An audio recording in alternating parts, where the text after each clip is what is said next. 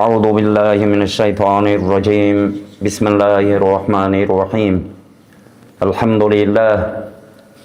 لله الذي هدانا لهذا وما كنا لنهتدي لولا أن هدانا الله والصلاة والسلام على رسولنا محمد صلى الله تعالى عليه وسلم ثم أما بعد السلام عليكم ورحمة الله وبركاته.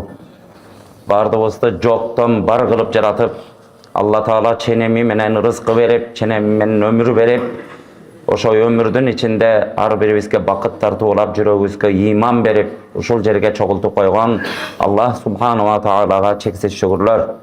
Peygamberimiz Muhammed Mustafa sallallahu aleyhi ve sellem'ga salavat salamlarыбызды aytkandan keyin, urmattуу musulman bir tuğandar, Allah Subhanahu wa Ta'ala bugünkü mına gündördün mırzası, gündördün törösü bolgon, dualar kabul bola turgan, günöler geçirile turgan, Allah Taala darajany götörө turgan uluu Cuma gününde oturup atabız. Allah Taalam Cuma gününde özünün pendelerine emne ubadalardı berem de ubada kılgan bolsa, oşonun bardığına Kuday Taala ar biribizdi jetkirgen bolsun. Bir tuğandar, bul dünyoga jaralат ekenbiz, жашап атабыз, көрүп атабыз. Бирок uşu dünya üçün, rızkı üçün, mal dünya üçün adamların ajırашkanын көрүп атабыз. Kuday saktasın, dünya dep ata-eneni taştagandar var, dünya dep balasından geçip yigender var, dünya dep bir tuğandan bir tuğandı ajırашıp ketkenin көрүp атабыз. Dünya dep dostor dostu satkanın көрүp атабыз. Dünya dep turup adamdardın uvalına karabay, adamdardı jala-жаап соттотуп атканын көрүп атабыз. Dünyada büyü bülöler ajırашıp ketip atkanın görüp atabız. Oşon üçün dünya tattуу nerse eken. Başka nerseni görbeybиz. Mına biz musulmanbız. Balam namaz okubay koydun dep balasından ajırap ketken kişini görgөн emesmin. Sen oroza tutpay koydun dep bir tuğandan ajıraganды görgön emesmin. Sen uşunça bay bolup turup zeket berbey koydun dep dosunan kol üzüp kalganды деле көргөн жокпуз. Sen acılık мүмкүнчүлүгүң жетип туруп ажылык кылбай койдуң деп дагы бирөөнү таштап койгонун көргөн жокпуз. Алла Тааланын эң улуу фарздары. Бирок арзыбаган дүнүйө үчүн бир туугандар жанагындай нерселерди көрүп келебиз. Бул эмне экен? Иннаху лихуббил хайри лашадид. Кур'ан-ы Каримде Алла Таала адам баласы дейт, дүнүйөнү чегинен чыгара сүйөт деген. Черес чур сүйөт деген. Көрдүңүздөр. Çeginen çıkara şu tabiatımızda var eken. 90-100'e çıkıp ölüm töşөгүндө жаткан, ölüp atkan bir aksakalga varsan buga eşteken gereği yok deysin. Uje ar jagı görünüp atkan, mürzösün görüp жаткан aksakaldağı dünya jönündө söyleyip barsanız. Jaş törölgön bir aylık, 2 aylık balanı dağı koluna bir nese karmap alsa, oşonu alıp koysan çırılda uylayıp. Urmattуу bir tuğan, bul Allah Subhanahu wa Taala sınoo kılıp, dünyoga bolgon sүйүүбүздү жаратып, ушул dünyoga эми ушуну жеңчи деп туруп бул dünyoga жаратып коюптур. Ошо dünyөнү талашып отуруп, аны каяктан жыйнаганыбызга көңүл бурбай, эптеп эле ушул акча алып келсем, эптеп эле жыргасам деген ушундай бир түшүнүк менен жашайт экенбиз. Урматтуу бир туугандар, көрдүңүздөр да. Dünyo деген ушундай таттуу нерсе экен, адамды алдайт экен. Anın haramından gelip atavı, halaldan gelip atavı, Allah'a buyurgan nerse menen gelip atavı, Allah ruhsat berip koygan nerse menen gelip atavı, je Allah Taala tıyıp koygan nerse menen gelip atavı, bari bir adam balası uşu cindi bolup kalat eken. Kur'an-ı Kerim'de Allah Taala وَمَا مِنْ دَابَّةٍ فِي الْأَرْضِ إِلَّا عَلَى اللّٰهِ رِزْقُهَا وَيَعْلَمُ مُسْتَقَرَّهَا وَمُسْتَوْدَعَهَا. Yer betinde bir dağı candık çok deydi. Adam balasından alıp tetigi gözgö görünüp görünbegen kurt kumurskaga çeyin anın rızkısın Allah moynuna albagan. Allah rızkı berbegen bir da candık çok. Bardığının rızkısın Allah Taala beret. Alardın yaşagan ordun da Allah Taala bilet. Alardın ölü turgan ordun da Allah Taala bilet deydi. Urmattуу bir tuğandar, bardığımız musulmanbız. Musulman bolgondan keyin ar bir nersege işenүү эң негизги нерсе. Мусулманчылыктын чокусу ошол болот. Урматтуу bir tuğandar, Жер бетинде бир да жандык жок экен. Алла Таала рызкысын Алла Таала мойнуна албаган бир да жандык жок. Алла Таала бардык абалыбызды билет. Эми биз мусулманбызбы? Ишенебизби ушул нерселерге? Бир туугандар бир гана рызкыны халалдан истейди. Келгиле бирибизде мечитке келгенде адептүү бололу, таксырлар. Мечитке эмне үчүн келебиз? Адептенебиз деп келебиз. Билбегенибизди ушул жерге келип үйрөнөбүз деп келебиз. Ушул жерде Алланын үйүнө деп келип атабыз бир туугандар. Айтканды жаман көрбөйлү бири-бирибизге. Карасаңыздар, ушунча адамдын акысы бар ушул жерге келгендечи. Мен баягында да айтканмын. Мечитке келгенде ар бир жердин адеби бар. Бир конокко мейманга барсаң да адеп менен отурасың. Конокко барганда да ошо коноктун көзүнчө ушинтип отурсаң, адам сени жактырбайт. А бул Алланын үйү. Ушунча адам маселе угам деп келип атат. Имам жакпашы мүмкүн сага. Ал экинчи маселе. Жакпаса башка жерге барып отуруш керек ал жердечи. Ар бир нерсенин өзүнүн адеби болушу керек. Биз мусулманбыз. Ушул жерге келип намаз окуп атабыз деп атабыз. Имандуу адамдарбыз деп атабыз. Имандуу адам, иман качан иман болот? Адеп менен болгондо иман болот. Адебибизди бардыгыбыз сактайлы. Ошо сыяктуу урматтуу бир туугандар, келгиле. Рызкы маселесинде дагы Аллах субхану ва таала адалдан жегиле деген. Күлүү мин таййибат. Силер адал тамак, таза тамак жегиле дейт. Бир туугандар, анан кээ бир учурларда ошо рызкынын Алладан болуп атканына да ишенбей кетет экенбиз дагы. Анан барып туруп харамдарга кирет экенбиз. Уурдайт экенбиз, бирөөнүн акысын жейт экенбиз. Анан туура эмес жолдор менен топтоп баштайт экенбиз. Пайгамбарыбыз саллаллаху алейхи ва саллям өзүнүн хадисинде инна ахадакум южмау халкуху фи батни уммихи 40 яуман нутфатан сумма якуну мисла залик алакатан сумма якуну мудгатан мисла залик сумма юрсалу илайхи малак фаянфуху фиhi الروح ويؤمر ب4 كلمات بكتب رزقه وعمله وأجله وشقي أم سعيد. Пайгамбарыбыз саллаллаху алейхи ва саллям хадисте силердин ар бириңер энеңердин курсаңарда 40 күн суу абалында жатасыңар дейт. 40 күндөн кийин кан абалына айланып дагы 40 күн жатасыңар. Дагы 40 күндөн кийин 80 күн өткөндөн кийин бир мушту метке айланып дагы 40 күн жатасыңар. Ошо менен 120 күн өтөбү? Андан кийин бир периште жөнөтүлөт. Периште рухту салат, денеге рухту салат. Андан периште буйрулат 4 нерсени жазганга дейт. Биринчи эмне?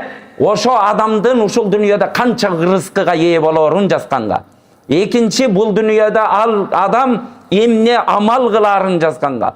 Үчүнчү, ал канча өмүр жасап качан ажал табарын.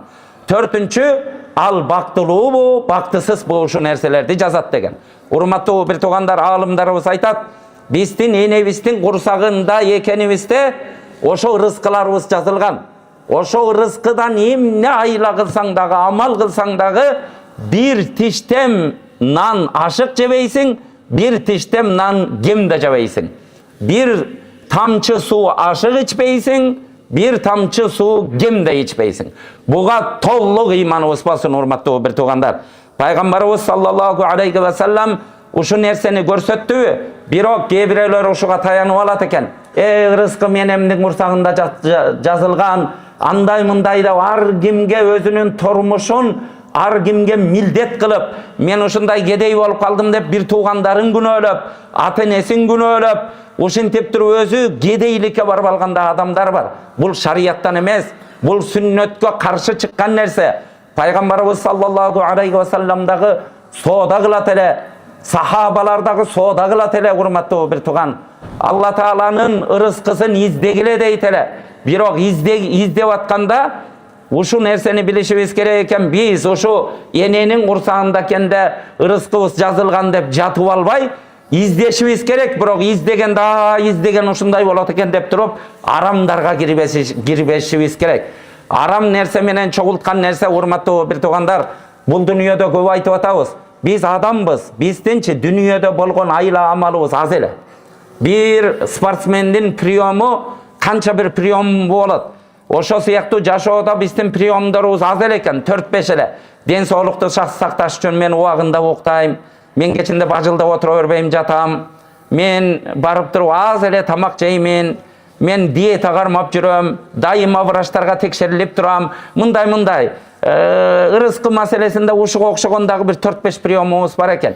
Бирок Алла Тааланын приемдору, миллиарддаган приемдору бар экенин унутпайлы, урматтуу бир туугандар. Алла Субханала Таала тыйдыбы? Ошо арам нерселерди жебегиле, бирөөнү сыздатпагыла, бирөөнү ыйлатпагыла, бирөөнүкүн уурдап жебегиле, бирөөнү иштетип коюп туруп анын акысын жебе, жетим жесирдикин жебе. Иннеллезина я'кулуна амвалал ятама зулман иннама я'кулуна фи бутунихим наро.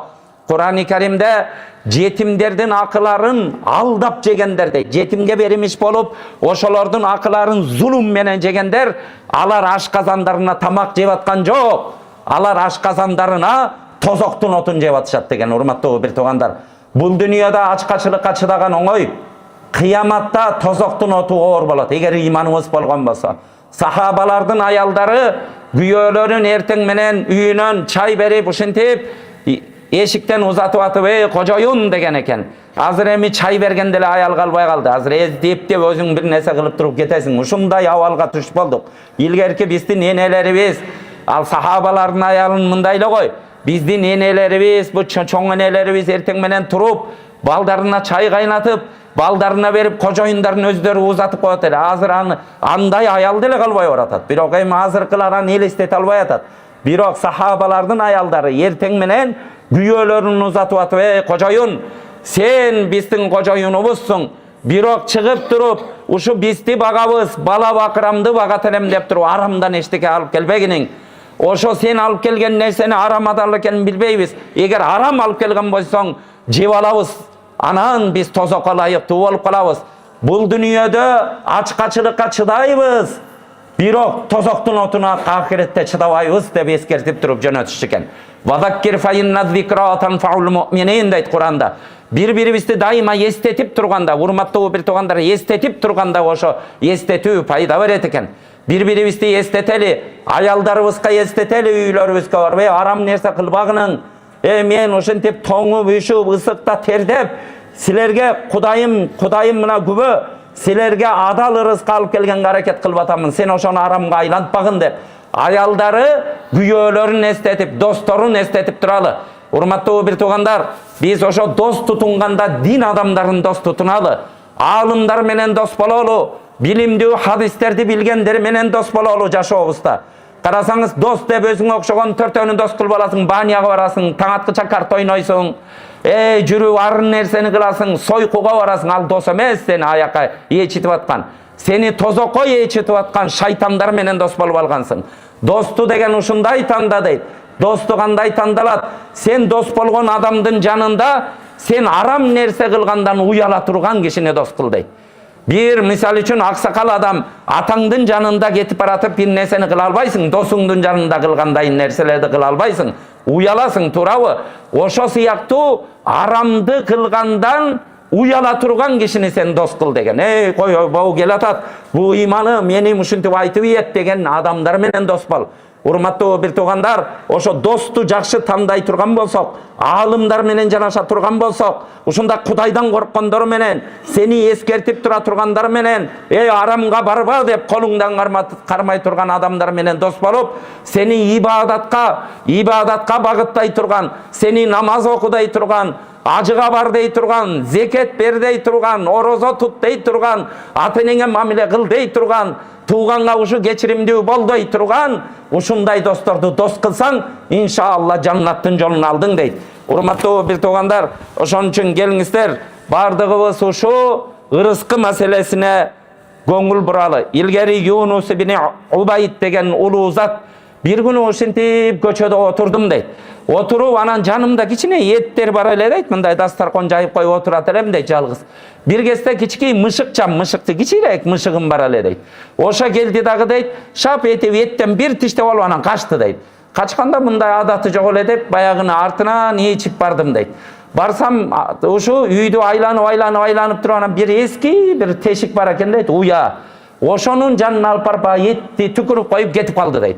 Анан карап турдум дейт. Бу жерге эмнеге мул түкүрүп атат деп карап койсом, бир кезде мынтип соймолонуп, алы жок жылан чыгып келди дейт. Карасам эки көзү тең жок дейт. Жыланды карап турдум дейт, таң калып. Ошо эки көзү тең жок. Ошо кезде баягыны мынтип этти тиштеп, анан акырын сойлоп кайра кирип кетти дейт. Ошол учурларда билдим, Кудайым, сен бардык махлукатты сен рызкыландырат экенсиң. Мышык аркылуу ушу сокур жыланды рызкыландырып атасың, анан сен кантип бизге рызкы бербей коесуң деп ушинтип кайра кайттым дейт. Бир туугандар, бул дүйнөдө көрүп атпайбызбы? Карасаңыздар, мен жана келатып башка сөзгө кирдим.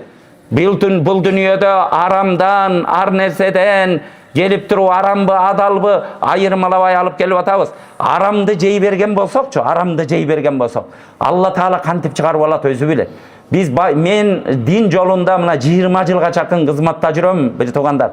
Арам жеп бир жыргап кеткен адамды көргөн жокмун. Бир учурларда баланча жерде иштегем, мындай деген, эң аягында ден соолугунун азабын тарткан, эки көзү сокуруп алып, 10 жылдап сокуруп алып көчөгө баса албай калган, койчу балдарынын бардыгы алкаш, казиношник, көчөлөрдө айбан сыяктуу балдары тагдыр ушинтип коюп кыйнаган адамдарды аябай көп көрдүк. Урматтуу бир тууган, ден соолугу менен ден соолугунун айласын таппай, бул нерселердин бардыгы эмне? Арамды Алла Таала кандай кылып өч алып алат, Кудай билет. Алла Субханала Тааланын бул дүйнөдө коргон, бирөөнүн коргонуна менин заборум турса, үйүмдө кечинде ошо дарбазаларды илем, бирөө келсе эмне кыласың? Турасың, урушасың, милиция чакырасың, Кудай сактасын, аны менен мушташканга чейин барасың, ар балекетти кыласың. Түн ичинде ууру кирсе, коргонуңду жарып кирсе, бирок Алланын коргонуна кирбейли. Алла Тааланын биздин коргондорубуз кичикей үйүбүз, заборубуз экен, биздин коргонубуз. Алла Тааланын коргону эмне десе, Алла Тааланын коргону арам нерселер деген. Арамды кыла баштадыңбы? Алланын заборун ашып баштадым деген кеп дейт. Алланын үйүнө уурулукка кирдим, Алланын мүлкүн алып баштадым деген. Алланын ушу харамдарга кирбе деп коргон кылып койгон. Ошо коргонду аша баштадыңбы? Анан Алла Тааладан жазаласың дейт. Алла Субханала Таала эгер жазалап кое турган болсо, бир туугандар, жазалап кое турган болсо, баш көтөрө албайбыз. Кудай урду деген сөз бар. Аны Кудай уруп коюптур деп кыргыздарда көп айтылат. Кудай урган адам экен деп. Кудай чындап уруп койбосун. Кудай уруп койгон адам турбайт. Кудай ургандарды көрдүм. Ушундай мүмкүнчүлүгү бар жашоодо. Ушинтип кол жеткиз. Анын жашап аткан жашоосуна сен 50 жылда жетпейм деп, кой буга жетпейт окшойм буга деп калган адамдарды кандай түшкөнүн көзүм менен көрдүм, бир туугандар. Алла Субханала Таала бир жолу урганда, ал адам 20 жыл 30 жыл ордунан тура албай калат экен. Кайра баш үчүн жыйнагычачы 20 жыл 30 жыл өтүп кеткен болот. Эч нерсеге жетпей кайырчыдай жашап. Ошон үчүн динибизди сыйлайлы, бир туугандар. Бири-бирибизди жаман көрбөйлү. Келгиле айткандычы, биздин менин айтып аткан сөзүм эмес. Бул Алланын мыйзамдарын айтып атам. Каалайбызбы, каалабайбызбы? Муну бардыгыбызга тиешели. Көчөбүздө бизде тиги бийликтин башында отурсак дагы, ол чөнтөгүбүздө миллиардтаган акчабыз болсо дагы, көчөдө жөн эле бир карапайым адам, жөн эле бир тачки тартып жүргөн адам болсок дагы, бардыгыбызга тиешелүү экен. Урматтуу бир тууган, эртең тагдыр эмне дейт? Кудай билет. Бирөөнү сындабайлы, бирөөгө муну көрмөк дебейли, өзүбүз менен өзүбүз эсептешели, бир туугандар. Алымдарыбыз ушундай дейт, көрдүңүздөр. Бирөөнү көрсөтүп таба кылып атсаң, монтип мына бирөөнү көрсөтүп атасың. Мына ушу деп көрсөтүп атасыңбы? Бирок билип койгун, сен бир сөмөй менен көрсөтүп атасың дейт. Бир сөмөй менен аны көрсөтүп атасың. Бирок тагдыр сени 3 сөмөй менен сени көрсөтүп атат деген. Кайра бул 3 сөмөй сени карап атат деген. Моуну болсо ортодо калыс кылып койгон дейт. Мына бул эч жакта карабай мындай карайт экен. Бирөөнү көрсөткөн учурларда. Көрдүңүздөр, 3 сөмөй сени көрсөтөт. Ошо нерсе башыңа келип калбасын дейт. Бир туугандар, башыбызга келбес үчүн арам нерселерди таштайлы. Келгиле бир аз чыдап койсочу. Алла Тааланын, Аллахым, сен менин рызкымды бересиң. Сен берген эмеден ашып кетпейм деп. Бир туугандар, миллиардтарды жыйнагандарды эле көрүп атпайбызбы?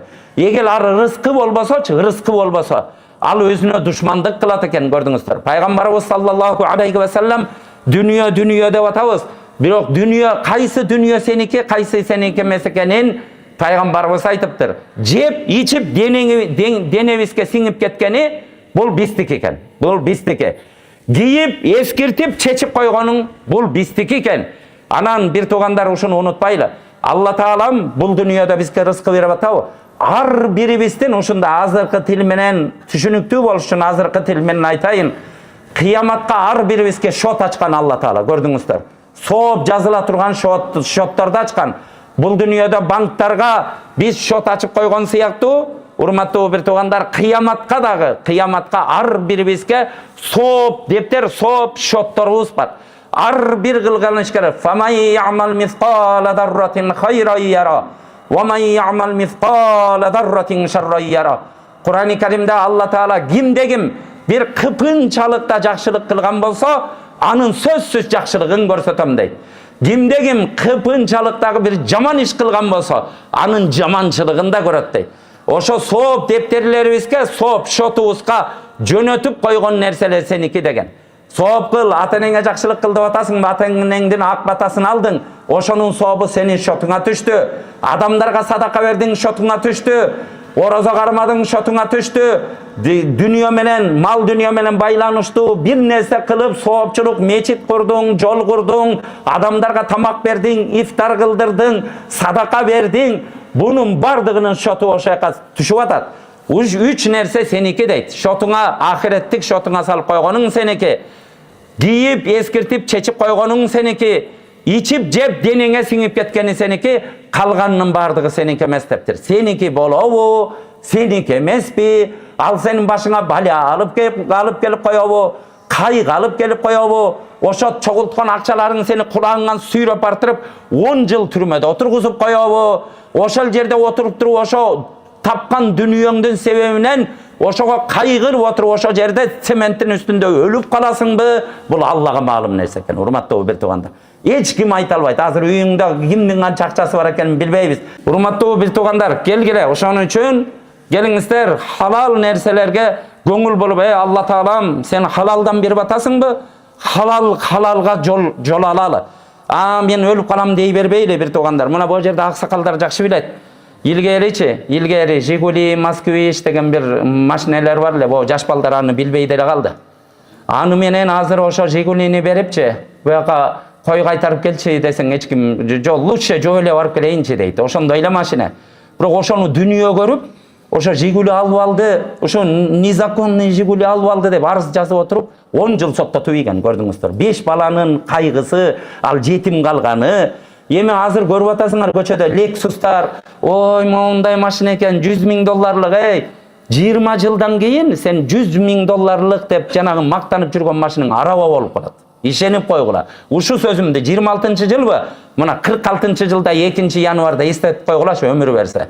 Ошо сенин көрүп аткан особняктарың көчөдө. Мына бул жердеги үйлөр бир учурда билбейм эми эмне деген үйлөр болгон. Азыр кантип сынос кылабыз деп атат адамдар. Көрдүңүздөрбү? Дүнүйө бүт ушундай. Дүнүйө деген дүнүйө жөн эле бир мактана турган убагында жалтырак жултурак эле нерсе. Пайгамбарыбыз саллаллаху алейхи ва саллям ошон үчүн дүнүйөдө мен жолоочу сыяктуумун деген. Келатып бир дарактын астына минтип, көлөкөлөп алып кайра атым минип кетип калган жолоочу сыяктуумун дейт. Дүнүйө үчүн ошон үчүн бири-бирибизди сатпайлы бир туугандар. Дүнүйө үчүн бирөөнүн артынан түшүп, деп ага жалдырап, ар кимге кошомат кыла турган арзыган нерсе эмес. Азыр ушундай нерсени көрүп атам, жашоодогу нерселерди көрүп атам. Бир аалым айтып атат, бир кадырлуу жазуучу ушундай дептир, элге пайдасын тийгизген киши мындай деп атат десечи, аны эч угушпайт экен да, көрдүңүздөр. Аны укпайт деле. Карасаңыз, бир бай көрүп калса элечи, адамдар, ал бай бир тиын деле пайдасы жок, ага бербейт деле. Ошону тегеректеп отура беришет. Адамдар ушундай экен да, дүнүйөнү жакшы көргөн. Жанагындай ачка калган иттер сыяктуу да, көрдүңүз да. Бирөө нан болсо ошого тегеректеп барып алат. Ушундай, ал байы берип койсочу азырчы. Азыркы байга караганда кедейлер жоомарт болот, билесиңер. Кедейдин боору ооруп кетиши мүмкүн, ал байыңдын боору оорубайт деле. Бирок ошо байды тегеректеп алган заман. Бирок урматтуу бир туугандар, келгиле, багы рызкы маселесинде өтө ойлонолу. Келген нерселерибиздичи балдарыбызга кечинде ушинтип алып барып туруп өз балдарыңда куу анфусакум я айюхаллазина аману Ku anfusakum va ahlikum naro. O iman keltirgen pendeleriim, silerдин özüңөрдү, anан bala çakаңарды tozok atынан сактагыла деген. Эң биринчи тозокко тарта турган, тозокко таштала турган нерсе арам менен желинген дейт. Пайгамбарыбыз саллаллаху алейхи ва саллям бир хадисте айтат, бир туугандар. Биз убара болуп атабыз, күндө намаз окуп атабыз, орозо тутуп атабыз, таспих колубузда ушинтип жүздүк таспилерди көтөрүп алып ушин субханалла ла иляха иллаллах деп жүрүп атабыз. Бирок пайгамбарыбыз ошентип айтат. Бир адам дейт, ушу мынтип кебетелери бузулган, чачтары уйпаланган, денелери кирдеген жана жолоочу адам да, илгери жолоочулар ошондой болгон, эми азыр андай деле болбой калды эми. Ушу зыңгырап самолет менен учуп келет, бирок жолоочу адамдын дуасы кабыл болот деп, илгери тааныган эмес да, чоочун жерге барса жолоочунун дуасы кабыл болот деп. Карасаңыз жолоочу дейт, мындай өңү жолоочу келип, я раб, о Кудайым, мага муну бер деп Алла Тааладан сурат дейт. Бирок мат'амуху харам, машрабуху харам, малбасуху харам, ва гудия бил харам, фа анна юстажабу лизалик. Анын жегени арам болсо, ичкени арам болсо, дийгени арам болсо, анын азыктанганы арам болсо, анын дуасы кантип кабыл болот деген. Анын намазы кантип кабыл болот, анын орозосу кантип кабыл болот, анын кылган ажылыгы кантип кабыл болот, окуган илими кантип кабыл болот деген сөз. Урматтуу бир туугандар, ошон үчүн келиңиздер, чыдайлы бул дүйнөдө, адалдан рызкы берсечи, Алла Таала адалдан берип койсо, аны терип жетише албайт. Терип жетише албай калган. Мен Арабияда ушундай Сулайман ыр-Ражихи деген адамды көрдүм. Ушинтип гимбалчылык менен өсүп, анан соода кылып ушундай иштерди кылган экен өмүрүндөчү.